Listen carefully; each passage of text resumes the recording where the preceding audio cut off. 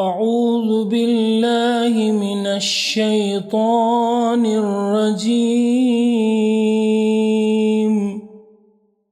بسم الله الرحمن الرحيم. اقترب للناس حسابهم وهم في غفلة معرضون. ما يأتيهم من ذكر من ربهم محدث إلا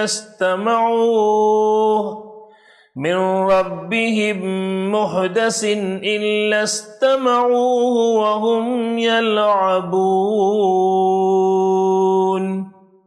نحمده ونصلي على رسوله الکریم، اما بعد. خواتین و حضرات، آج رمضان المبارک کی 17ویں رات تھے اور ہم کلام اللہ سے 17ویں جز پر بات کریں گے. اس میں 2 صورتیں آئی ہیں، سورہ انبیاء اور سورہ حج. دونوں کے مضامین بھی ملتے جلتے ہیں اور طرز تخاطب بھی. سب سے پہلے یہ بتایا گیا کہ جو لوگ قرآن کو ڈینائی کرتے ہیں، رسول صلی اللہ علیہ وسلم کا تمسخر کرتے ہیں، ان کی شخصیت کیسی ہوتی ہے. ان کے بارے میں بتایا گیا کہ نان سیریس لوگ ہوتے ہیں. اگر زندگی میں یہ سیریس ہوتے تو حساب کتاب کا وقت ہر انسان کا قریب آ لگا ہے. اقترب للناس حسابهم وهم فی غفلۃ معرضون. حساب کتاب کا وقت قریب آ لگا ہے، لیکن لوگ ہیں کہ غفلت میں پڑے ہوئے ہیں. لاہیۃ قلوبهم، ان کے دل کسی اور کام میں منہمک ہیں، وہ کھیل کود میں پڑے ہوئے ہیں. اللہ کے رسول صلی اللہ علیہ وسلم کی دعوت کو سن کر نہیں دے رہے ہیں، بلکہ کہہ رہے ہیں کہ یہ کتاب پاراگندہ خیالات کا مجموعہ ہے، یا آپ صلی اللہ علیہ وسلم نے اسے فیبریکیٹ کیا ہے، یا آپ صلی اللہ علیہ وسلم نعوذ باللہ شاعر ہیں، یا آپ سے سپر نیچرل مظاہرے کا مطالبہ کرتے تھے. لیکن اللہ تعالیٰ نے کہا کہ ہمیشہ رسول انسانوں ہی میں سے آتے ہیں. انسانوں کو جیسی ضرورتیں ہوتی ہیں ویسی ہی ان کی بھی ضرورتیں ہوتی ہیں کھانے پینے کی. ہم نے کبھی بھی نبی کو امارٹل بینگ بنا کر نہیں بھیجا. آپ صلی اللہ علیہ وسلم کو دیکھتے تو تمسخر کرتے. قرآن نے کہا کہ قرآن کو مرر بناؤ، قرآن کو آئینہ بناؤ، تم اپنی ذات کو اس میں تلاش کرو. لقد انزلنا الیکم کتابا فیہ ذکرکم افلا تعقلون، کہ ہم نے ایک ایسی کتاب نازل کی ہے جس میں تمہارا ذکر ہے، کیا تم عقل سے کام نہیں لیتے؟ یعنی انسان اگر خود کو تلاش کرنا چاہے تو قرآن میں کہیں نہ کہیں اس کا تذکرہ مل جائے گا، اس کا کردار مل جائے گا، اس کا کریکٹر مل جائے گا، اور کریکشن کی ضرورت ہو تو وہ کریکشن کر سکتا ہے. آپ صلی اللہ علیہ وسلم کو بتایا گیا کہ یہ کتاب ہم نے آپ کی طرف بھیجی ہے اور اس میں حق و باطل کی کشمکش کے لیے رہنمائی ہے، اور حق دنیا میں غالب ہونے کے لیے آیا ہے. ان سے ہم جو مطالبہ کرتے ہیں ان کی بھلائی کے لیے ہے. اگر انسان نیک بن جائے، رسول پر ایمان لے آئے، تو اس سے خدا کی کائنات میں ذرا برابر اضافہ ہونے والا نہیں. فرشتے ہیں جو اس کی عبادت کرتے ہیں صبح شام. پھر اس کے بعد اللہ تعالیٰ نے توحید کے حوالے سے بے شمار دلائل کائنات سے پیش کیے. زمین، آسمان، ان سب کو دیکھنے کے لیے کہا گیا. اور اگر کہتے ہیں کہ اللہ کے علاوہ کوئی خدا ہے تو کہا گیا کہ پروف لے کر آؤ، لیکن وہ پروف نہیں لے آ سکتے. پھر حضرت ابراہیم علیہ السلام نے جو ڈیبیٹ کیا ان کے پجاریوں کے ساتھ، پریسٹ کے ساتھ، اس کا ذکر آیا. اور پھر اس صورت میں 16 نبیوں کا تذکرہ آیا، یاجوج ماجوج کا تذکرہ آیا. اور لوگوں کو جہنم میں جب جا کر ڈال دیا جائے گا تو ڈس بلیورز جو چیخیں گے، پکاریں گے، اور وہاں وہ جو جزا و فضا کریں گے اس کا تذکرہ کیا. انہیں پینے کے لیے گرم پانی دیا جائے گا اور ان کے سروں پر کھولتا ہوا پانی انڈیلا جائے گا، جس سے ان کی کھالیں چھل جائیں گی، اور لوہے کی سلاخوں سے انہیں مار کر پھر جہنم کے اندر واپس بھیجا جائے گا. اسی طرح کے مضامین سورہ حج میں بھی آئے ہیں. جو ایول پرسنالٹیز ہوتے ہیں، جو نصیحت قبول نہیں کرتے، وہ ڈیبیٹ کرتے ہیں وداؤٹ نالج، حالانکہ انہیں معلوم ہونا چاہیے کہ اللہ تعالیٰ نے انہیں ماؤں کے پیٹوں میں کس طرح سے پرورش کی۔ ان سارے مرحلوں کا تذکرہ آیا جسے آج کی دنیا میں فیٹل ڈیولپمنٹ کہتے ہیں۔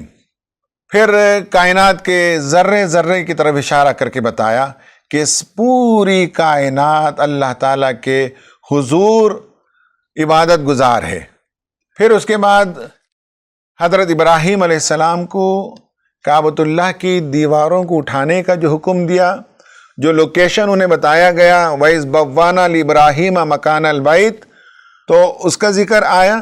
کعبۃ اللہ کی تعمیر آپ نے کی اور حج کی منادی کرائی، پھر حج کے مناسک وغیرہ کا ذکر تفصیل سے اس صورت کے اندر آیا ہے۔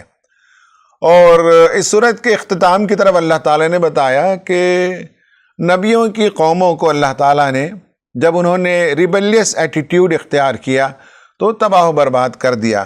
آخر میں حضرت ابراہیم علیہ السلام کا جو رول اور کردار رہا اسے اتباع کرنے کی امت مسلمہ کو تعلیم دی گئی۔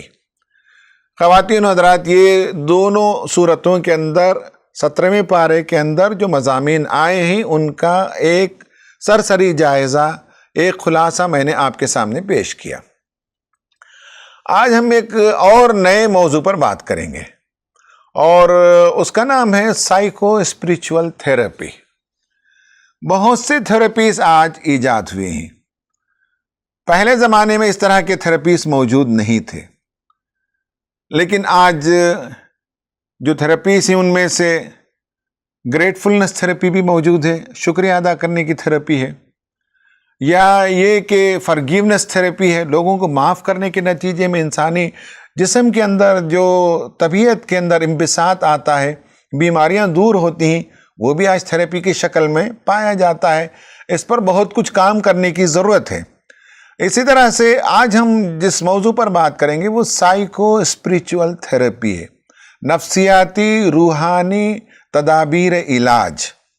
کہیں آپ کو غلط فہمی نہ ہو کہ مسلم محلوں میں جا بجا جو بورڈ نظر آتے ہیں کہ روحانی علاج، ان کا ذکر نہیں کروں گا، وہ میرے پیش نظر نہیں ہے، بلکہ آج میں جو کچھ بات کروں گا وہ پیورلی سائیکالوجی کے اسپیکٹ سے ہے، اور وہ آپ کو کرنا ہے۔ انفرادی حیثیت میں انسان کو اپنا علاج کرنا ہے، اپنے پرابلم کا سلیوشن خود دریافت کرنا ہے، کسی اور کی طرف سے یہ سلیوشن نہیں دیا جا سکتا۔ تو یہ جو سائیکو اسپریچول تھیراپی جسے کہتے ہیں، یعنی بعض وہ امور جن کے سلسلے میں انسان نفسیاتی طور پر اور روحانی طور پر علاج دریافت کر سکتا ہے، اس پر بے شمار آج کل پیپرز لکھے گئے ہیں۔ کسی نے بتایا ہے کہ 2011 کے بعد سے آج تک تقریباً 500 پیپرز ان موضوعات پر لکھے گئے ہیں۔ مسلمانوں نے بھی اس پر کام کیا ہے۔ امریکہ میں، ملیشیا میں، انڈونیشیا میں بھی مریضوں پر کام کیا گیا ہے، اور کئی تھیراپیز کے ساتھ سائیکو اسپریچول تھیراپی بھی کی گئی ہے۔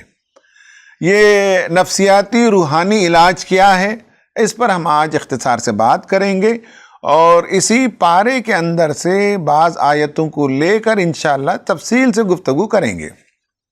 انسان کو تکلیف ہوتی ہے، اس پر ہم نے پارہ نمبر 2 میں تفصیل سے گفتگو کی۔ مصائب آتے ہیں، مشکلیں آتی ہیں، پریشانیاں آتی ہیں، اور اس کو ہم ری ایکٹ کرتے ہیں، اس کے سلسلے میں ہمارا ایک رویہ ہوتا ہے، اور جب وہ مصیبتیں آتی ہیں تو عموماً انسان یا تو سیڈنس کا شکار ہوتا ہے، یا غصے کا شکار ہوتا ہے، یا احساس جرم کے اندر مبتلا ہوتا ہے، یا پچھتاوا ہوتا ہے، یا تنہائی پسند ہو جاتا ہے۔ یہ اور اس طرح کے بے شمار فیلنگز فرد کے اندر پیدا ہوتے ہیں، اور فرد اسے ایکسپیرینس کرتا ہے۔ اور کبھی لاس ہو جاتا ہے، صحت ختم ہو جاتی ہے، دولت لٹ جاتی ہے، بڑھاپا آ جاتا ہے، بچے نہیں ہوتے، مسائل میں گھر جاتا ہے۔ یہ اور اس طرح کے جو ایشوز آتے ہیں، تو میں نے پارہ نمبر 2 میں بھی بتایا تھا کہ یہ اپورچونیٹیز ہوتی ہیں جس سے انسان اپنا پرسنل گروتھ کر سکتا ہے۔ یہ جو ڈیفیکلٹ سچویشنز ہیں، یہ ڈیفیکلٹ سچویشنز اللہ تعالیٰ لے آتا ہے جس سے بندے کے لیے خیر مطلوب ہوتا ہے۔ قرآن اور حدیث میں بے شمار واقعات ہمارے سامنے سنائے گئے ہیں۔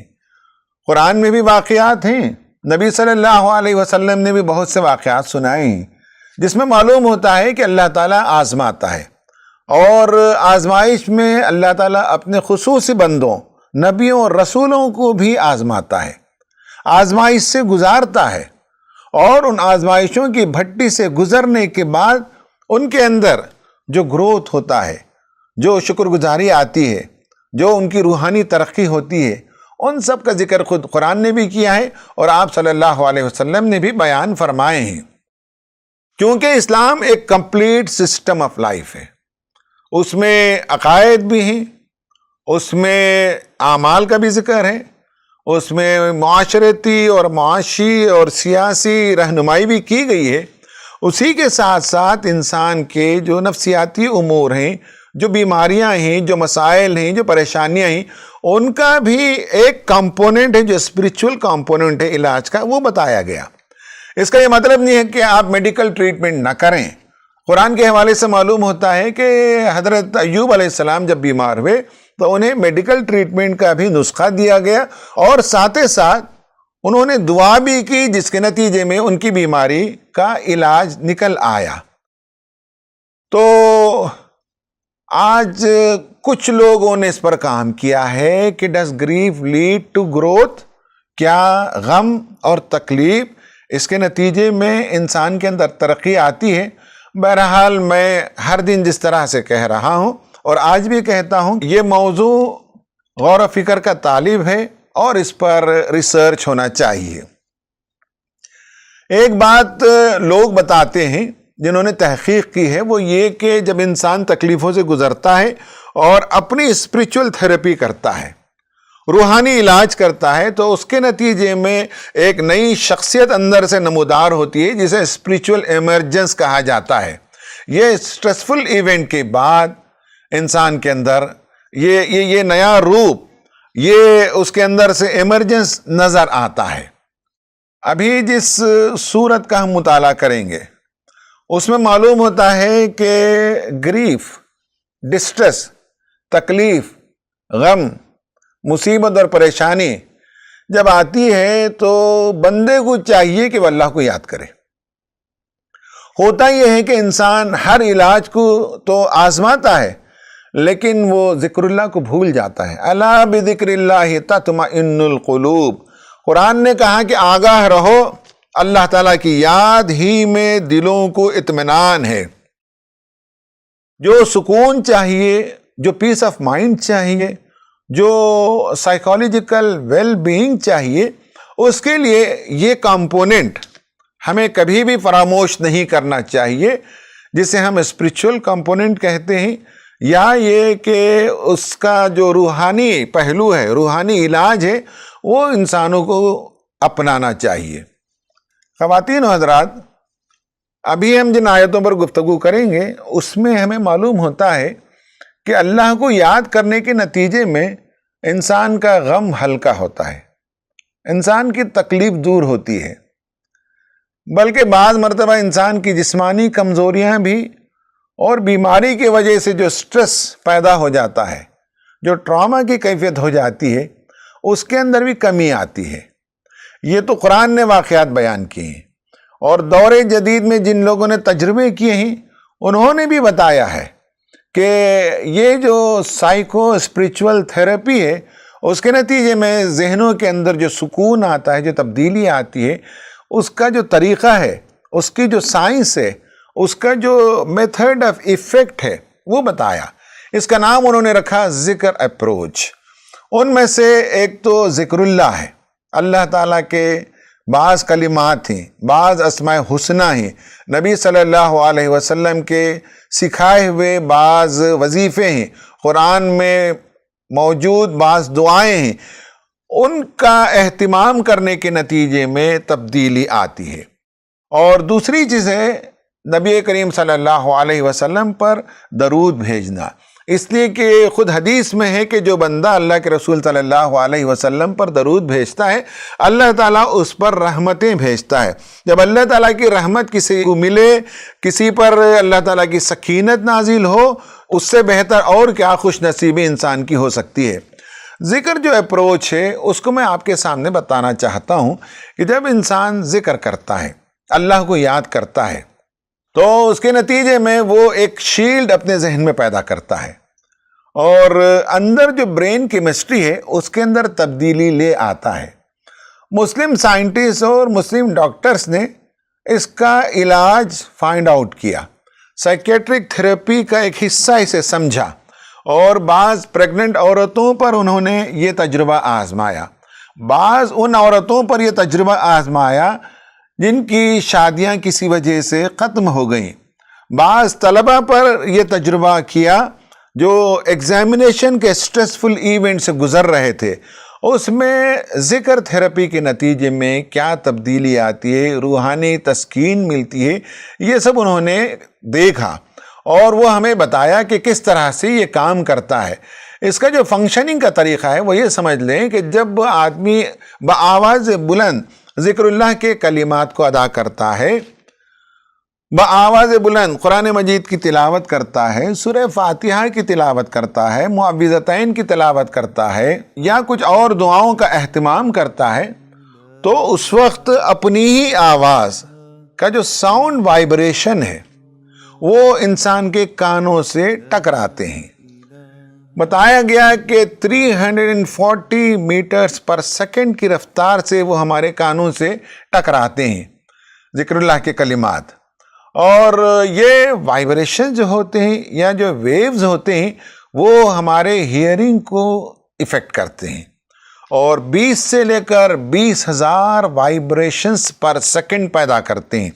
جس آواز میں، جس میلوڈی کے ساتھ، جس ترنم کے ساتھ ہم قرآن کی تلاوت کرتے ہوں، دعاؤں کا اہتمام کرتے ہوں یا ذکر اللہ کرتے ہیں، اس کے نتیجے میں کان میں یہ وائبریشنز پیدا ہوتے ہیں، اور اس کو کہتے ہیں ٹرانسڈکشن، یہ کانوں کے پردوں سے ہماری آواز کا ٹکرانا۔ اور یہ بات یاد رکھیں کہ وہی آواز، وہی باتیں ہمیں امپیکٹ کرتی ہیں جس کی زبان ہم جانتے ہوں۔ ہم کسی راستے سے گزر رہے ہوں اور کسی نے ہمیں کچھ برا بھلا کہا، اگر اس نے ہماری زبان میں کہا تو ہم فوراً سمجھتے ہیں اور ہمارے باڈی کا ہر سیل ریئیکٹ کرنے کے لیے تیار ہوتا ہے۔ مان لیں کہ ہم جا رہے تھے، کسی نے چائنیز زبان میں ہمیں گالی دے دی، یا کسی نے ملیشین اور تھائی زبان میں ہمارا تمسخر کیا، تو ہم ریئیکٹ اس لیے نہیں کرتے کہ ہمارا برین جو ہے اس لینگویج کو نہیں جانتا اور ہمارے سیلز اسے ریئیکٹ نہیں کرتے۔ تو اس سے معلوم ہو کہ جو دعائیں ہم کرتے ہیں یا قرآن کی جو تلاوت ہم کرتے ہیں، اس میں اگر ہم تفکر کریں، غور و فکر کے ساتھ سمجھ کر پڑھیں، تو اس کا امپیکٹ ہوتا ہے، اور جو کانوں سے ویوز ٹکراتے ہیں وہ الیکٹریکل سگنلز میں بدلتے ہیں، اور الیکٹریکل سگنلز الیکٹریکل انرجی میں بدلتے ہیں، اور جا کر ہمارے ذہن میں کام کرنا شروع کر دیتے ہیں، اور اسے ہرٹز میں میجر کیا جاتا ہے، اور وہ جو ہماری آڈیٹری نرو ہے کان سے لے کر دماغ تک، اس نرو کے ذریعے سے وہ سگنل اور وہ انرجی وہاں جاتی ہے۔ جیسے ہی برین میں یہ میسیج جاتا ہے جو ہم پڑھتے ہیں، اللہ تعالیٰ کی عظمت کا ذکر، اللہ تعالیٰ کے اسماء حسنہ کا ذکر، اور اللہ تعالیٰ ہی ہمیں تحفظ ادا کرتا ہے، یا اللہ تعالیٰ ہی ہماری مدد کر سکتا ہے، یا اللہ تعالیٰ ہی ہماری بیماری کو دور کر سکتا ہے، ہماری تکلیف کو دور کر سکتا ہے، ہمارے رنج و غم کو وہی ٹال سکتا ہے۔ جیسے ہی ہم یہ دعائیں، یہ کلمات پڑھتے ہیں تو ہمارے سیلز اسے ریئیکٹ کرنا شروع کرتے ہیں، پھر دماغ سے یا ذہن سے پورے جسم کو میسیج جاتا ہے۔ یہ ایک سسٹم ہے، یہاں تھاٹ ہمارے ذہن میں آتا ہے، پھر اس کے بعد ہم اسے پروسیس کرنا شروع کرتے ہیں برین میں، اور برین کے بعض حصوں کے سیل جسم کے بعض حصوں سے کنیکٹڈ ہوتے ہیں، تو برین آرڈر کرتا ہے کہ پرٹیکولر کیمیکل کو ریلیز کیا جائے جو بالخصوص راحت رسانی کا سامان کریں، جو انسان کو تسکین عطا کریں، جو انسان کو خوشی عطا کر سکیں۔ وہ کیمیکلز کا جب فلو ہوتا ہے تو باڈی کے ہر سیل کے اندر سکینت آتی ہے، سکون آتا ہے، پریشانی دور ہوتی ہے. یہ پورا پروسیس ہے جسے لوگوں نے سمجھایا ہے کہ کس طرح سے یہ جو اسپریچول ورڈز ہوتے ہیں، کلمات ہوتے ہیں، وہ برین میں جا کر کس طرح سے سگنلز اور انرجی میں کنورٹ ہوتے ہیں اور برین کے سیلز اسے ریسپونڈ کرتے ہیں. پھر برین سیلز کیمیکل بھیجتے ہیں باڈی کے اندر اور باڈی کے سیلز اسے واپس ریسپونڈ کرتے ہیں.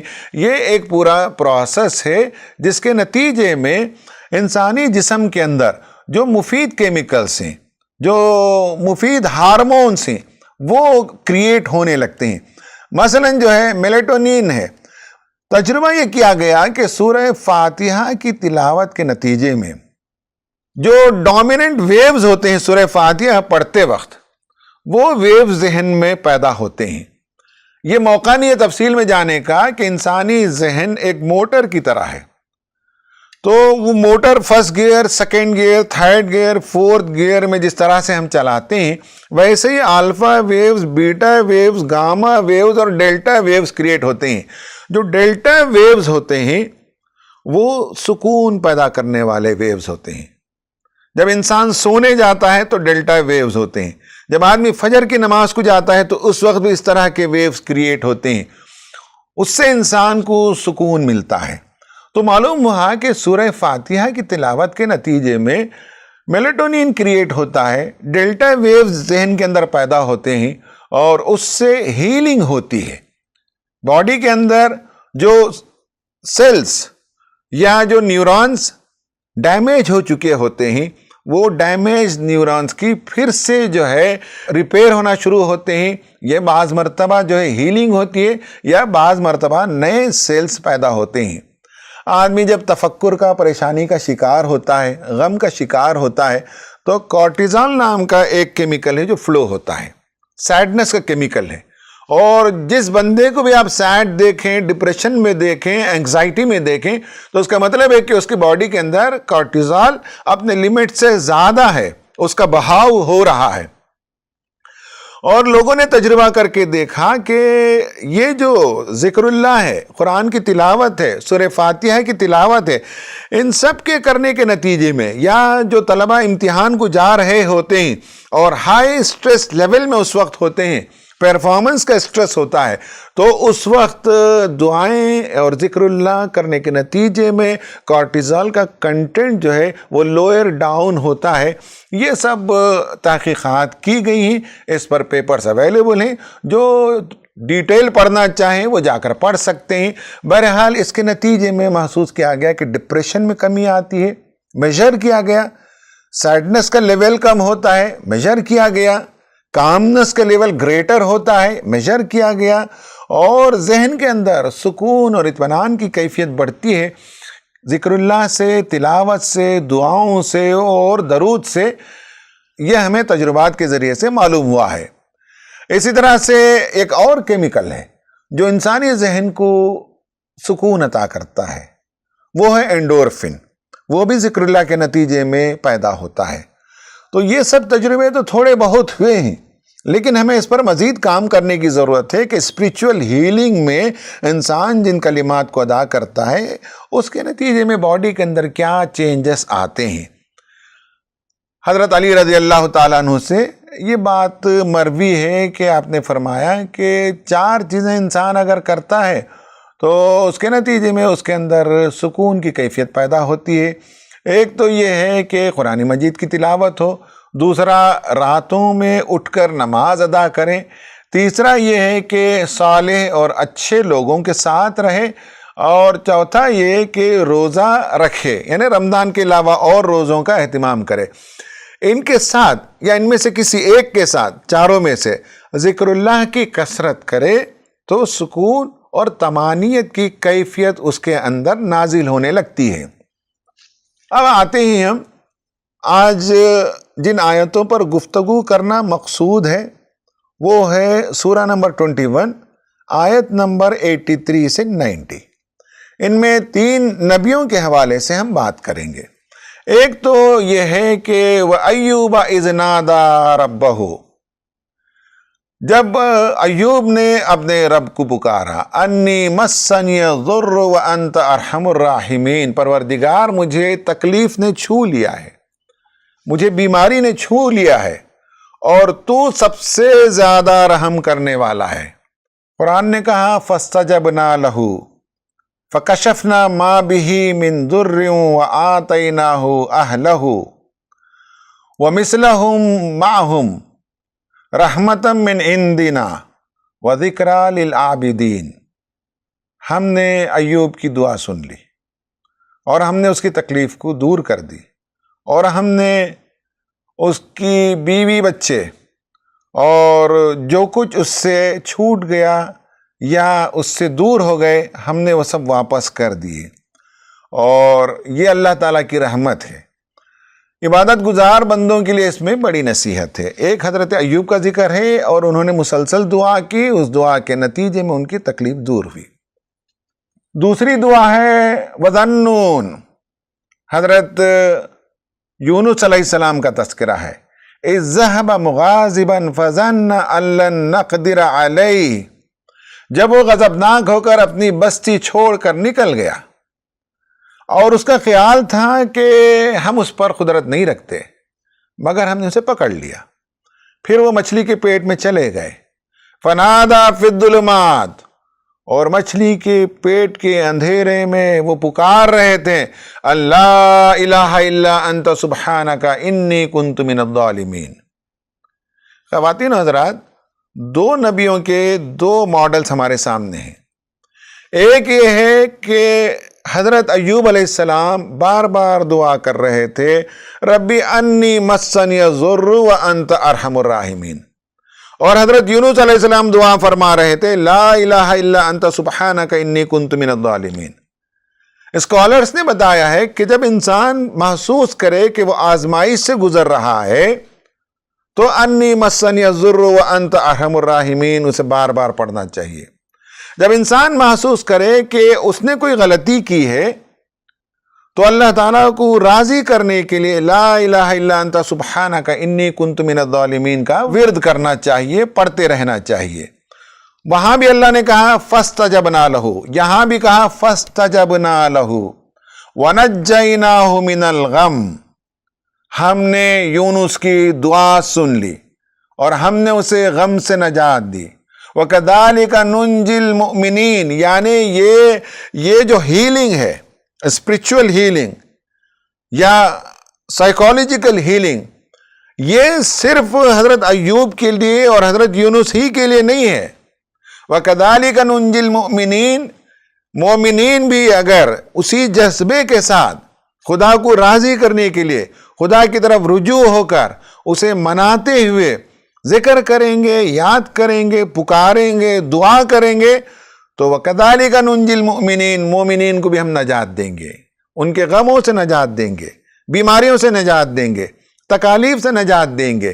لیکن یہ یاد رہے، میں نے اس سے پہلے بھی کہا کہ ان کے علاوہ آدمی کو وہ میڈیکل جو تدبیریں ہیں اسے بھی اپنانا چاہیے، کیونکہ حضرت ایوب علیہ السلام کے بارے میں قرآن میں دوسری جگہ ہے کہ ہم نے ان سے کہا کہ وہ اپنے پیروں کو رگڑیں اور اس سے چشمہ نکلا، اور کہا کہ اسی چشمے کے پانی سے اپنے بدن کو دھوئیں اور اسی چشمے کا پانی پئیں۔